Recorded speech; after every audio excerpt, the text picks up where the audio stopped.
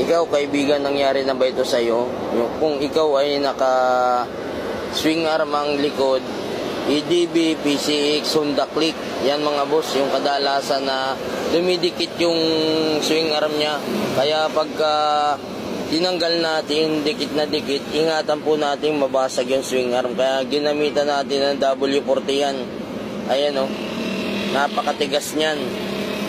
Kaya lahat ng tiyaga ibibigay nyo talaga sa pagtanggal, kasi hindi pwedeng magtanggal nito yung mainitin ng ulo.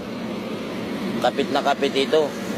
Kaya ingatan natin yung bawat ano natin, kasi kahit anong ingat natin, hindi maiwasang hindi magasgasan yung mugs. Lalo na tulad nito, local yung pintura, parang ano lang, parang Pilox lang ang ginamit, kaya madikitan lang ng tools, nagagasgasan na. Ayun o, kapit na kapit din yung pinaka spacer niya. Napakahirap tanggalin yun.